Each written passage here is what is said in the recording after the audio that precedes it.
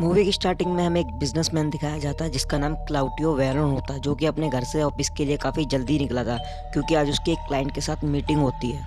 इसलिए उसे लेने एक रिकार्डो नाम का आदमी आता है। वो दोनों गाड़ी में बैठ जाते हैं। रास्ते में जाते टाइम रिकार्डो गाड़ी का रेडियो ऑन कर देता है जिसमें बताते हैं कि शहर में भगदड़ मच चुकी है और लोग इधर उधर भाग रहे हैं। ये सुन के क्लाउडियो का दिमाग खराब हो जाता है, इसलिए उससे वो रेडियो बंद करने के लिए बोल देता है। रिकार्डियो उसे ऑफिस तक छोड़ देता है जहाँ उसे ऑफिस की एक सर्वेंट मिलती है जो उसे बताती है कि उसकी क्लाइंट के साथ एक मीटिंग है, जो कि काफी देर से उसका वेट कर रहे हैं। जब वो भाग के लिफ्ट में जाता है जिसमें कि मार्टा नाम की एक लेडीज होती है जिससे कि उसका पहले अफेयर था। वो उसको किस करने के लिए बोलता है मगर वो मना कर देती है और बोलती है मेरी शादी हो चुकी है, लेकिन वो उसके साथ जबरदस्ती करने लगता है और लिफ्ट को रोक देता है। लेकिन वो उसको प्राइवेट जेट पे मार के वहाँ से चली जाती है। क्लाउडियो को ऊपर जाना था इसलिए वो लिफ्ट को कंटिन्यू करता है। तभी उसकी वाइफ का कॉल आता है जो उसे बताती है कि पूरे शहर में भगदड़ मच चुकी है और टेररिस्ट अटैक हो रहे हैं। लेकिन वो बोलता है कि लेकिन मैं तो ऑफिस तक पहुंच चुका हूं। तभी अचानक लिफ्ट की लाइट जाने लगती है। वो अपनी बीवी की कॉल काट करके और बिल्डिंग के मैनेजर से बात करता है। बोलता है कि मैं इस टाइम लिफ्ट में फंस चुका हूँ जो कि 7वें फ्लोर के आसपास है। मैनेजर बोलता है कि कुछ देर वेट करो, हम कुछ करते हैं। थोड़ी देर बाद भी कुछ नहीं होता। फिर वो अपना फ़ोन ले करके अपनी असिस्टेंट को कॉल करता है। उसकी असिस्टेंट बोलती है कि तुम किधर हो, जल्दी आ जाओ, तुम्हारा क्लाइंट तुम्हारा काफ़ी देर से वेट कर रहा है। वो बोलता है कि तुम उसको रोक के रखो, मैं 10 मिनट में आता हूँ। फिर वो दोबारा से मैनेजर को कॉल लगाता है और बोलता है लिफ्ट अभी तक चालू नहीं हुई। मैनेजर बोलता है कि जनरेटर ख़राब हो चुका है इसलिए जनरेटर के मैकेनिक को आने में टाइम लगेगा। और जब भी क्लाउडियो की 30 मिनट बाद दूसरी अपॉइंटमेंट होती है वो सोचने लगता है। थोड़ी देर वेट करने के बाद खुद ही लिफ्ट के गेट को खोलने लगता है, लेकिन वो थोड़ा ही गेट खोल पाता है, फिर आगे उससे नहीं खुलता। फिर वो आसपास देख के किसी को बुलाने की कोशिश करता है लेकिन वहाँ कोई नहीं होता। फिर उसकी वाइफ की कॉल आती है, उसे बताती है कि हमारे मेन डोर पे कोई खड़े होकर बाहर कोई हरकत कर रहा है और तेज़ी से चिल्ला रहा है। वो बोलती है कि मैं काफ़ी डरी हुई हूँ। तभी वो बोलता है कि तुम डरो मत, मैं कुछ करता हूँ।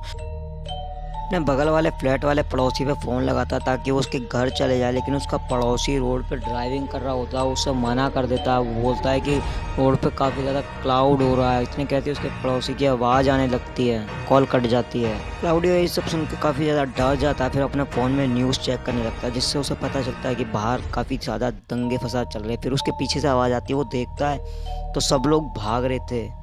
भागते भागते मार्टा नीचे गिर जाती है और क्लाउडियो से मदद मांगने लगती है। क्लाउडियो उसकी मदद करने के लिए उसको अंदर खींचने लगता है, लेकिन तभी कोई और उसे पीछे से खींच के ले जाता है। देख के क्लाउडियो काफ़ी ज़्यादा डर जाता है। तभी सब कुछ शांत हो जाता है। क्लाउडियो जब कुछ देखने के लिए आगे बढ़ता है तो बहुत सारे ज़ॉम्बी आकर के उस पर अटैक करने लगते हैं, लेकिन गेट कम खुला था इसलिए वो अंदर नहीं आ पा रहे थे।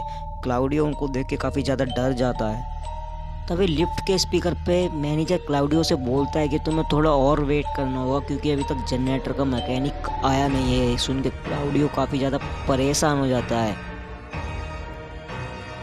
और फिर वो मैनेजर से बोलता है कि यहाँ पे काफ़ी ज़्यादा ज़ॉम्बी आ चुके हैं, लेकिन मैनेजर इन सब बातों से अनजान होता है।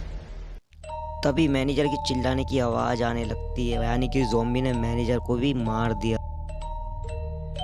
फिर वो अपनी वाइफ को कॉल करने लगता है लेकिन उसकी वाइफ फ़ोन नहीं उठाती। फिर वो सारा को कॉल लगाता है, सारा भी फ़ोन नहीं उठाती। फिर कुछ देर बाद सारा की कॉल बैक आती है। क्लाउडी उससे बात कर ही रहा होता है लेकिन तभी पीछे से एक ज़ॉम्बी आता है और जो कि क्लाउडी पर हमला कर देता है। क्लाउडी उससे किसी तरह अपने आप को छुड़ा के लिफ्ट में एक डंडा लगा होता है उससे उस ज़ॉम्बी को मार देता है, लेकिन उससे क्लाउडी के चेहरे पे काफ़ी ज़्यादा खून लग जाता है। फिर वो अपने चेहरे को धो लेता है ताकि वो इन्फेक्टेड ना हो।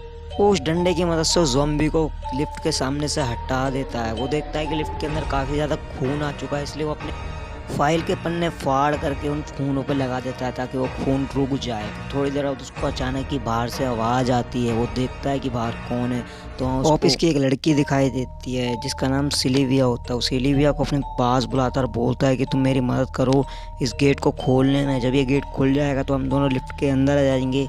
जिससे कि हम दोनों सेफ हो जाएंगे। फिर वो दोनों उस गेट को खोलने की तभी उसके हाथ से वो डंडा गिर जाता है, जिससे कि ज़ॉम्बी उनकी तरफ आने लगते हैं। तो वो सिल्विया को अंदर खींचने की कोशिश करता है ताकि ज़ॉम्बी उसको मार ना दे, लेकिन तभी पीछे से ज़ॉम्बियों की आवाज़ आती है और सिल्विया भाग जाती है।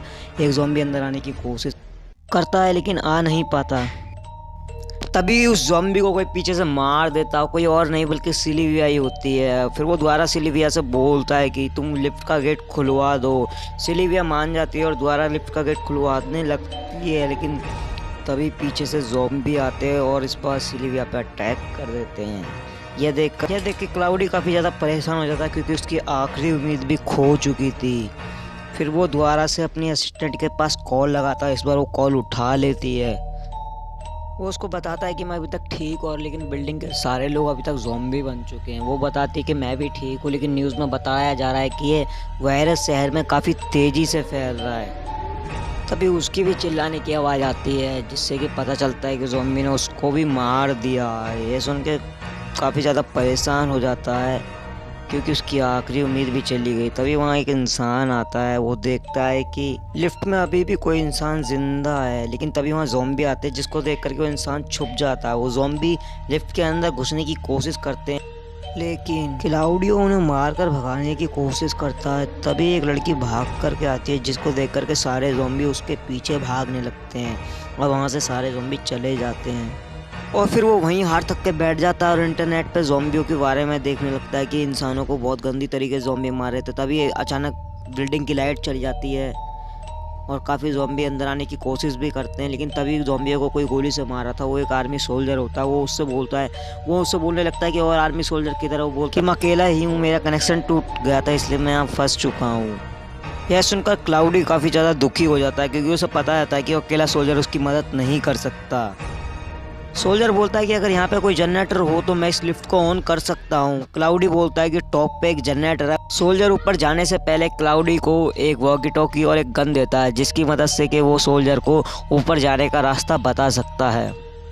साथ ही में वो सोल्जर उसे अपना नाम भी बताता है। उसका नाम मार्सिलो होता है। मार्सिलो 9वें फ्लोर पर पहुँच ही जाता है और क्लाउडियो के बताने के अनुसार वो टॉप पे जाके जनरेटर को चालू कर देता है और इतने ही लिफ्ट ऑन हो जाती है, लेकिन फिर भी उसके गेट नहीं खुल रहे थे। ये चेक करने के लिए जैसे ही वो आगे जाता है उस पर ज़ॉम्बी अटैक करने लगते हैं। मार्सिलो उससे बोलता है कि गन से उन सभी ज़ॉम्बियों को मार दो। ठीक वो ऐसा ही करता है, उन सभी ज़ॉम्बियों को मार देता है, लेकिन तभी और उधर मार्सिलो को भी ज़ॉम्बियों ने मार दिया था। इससे क्लाउडियो पूरी तरह टूट जाता है और अपनी गन में गोली चेक करने लगता है। उसकी गन में खाली एक ही गोली थी। उस गन से वो सुसाइड करने का डिसाइड करता है, लेकिन तभी उसे मार्सिलो की आवाज़ आती है जो कि लिफ्ट के ऊपर होता है और मार्सिलो उससे लिफ्ट की टॉप खोलने के लिए कहता है। वो ठीक वैसा ही करता है, जिससे कि मार्सिलो भी लिफ्ट के अंदर आ जाता है। उसके बाद मार्सिलो अपनी गन से एक एक करके सारे ज़ॉम्बियों को मार देता है। फिर वो दोनों एक जगह पे बैठ के अपनी अपनी फैमिली के बारे में बात करने लगते हैं। मार्सिलो क्लाउडियो को बताता है कि ये वायरस सबसे पहले मिलिट्री लैब में बना था, जिसके बाद कि वायरस फैलना स्टार्ट हो गया था। वो बताता है कि जिन साइंटिस्टों ने इस वायरस को बनाया था वो खुद इसके शिकार होकर मारे गए। क्लाउडियो उनसे पूछता है कि तुम्हारी पत्नी किधर है। बताता है कि आर्मी की फैमिलियों को कुछ सुरक्षित बंकरों में भेज दिया गया है। सुन के क्लाउडी काफ़ी ज़्यादा दुखी हो जाता है क्योंकि उसकी बीवी लोरेना मारी जा चुकी थी। अब वो दोनों बैठे हुए होते हैं, लेकिन मार्सिलो की तबीयत खराब होने लगती है क्योंकि वो भी वायरस से इन्फेक्टेड हो चुका था। वो गन उठा के खुद को शूट करने के लिए बोलता है, लेकिन क्लाउडी मना कर देता है, लेकिन फिर वो खुद ही अपने आप को शूट करने लगता है। क्लाउडी से ऐसा करने से रोक लेता है।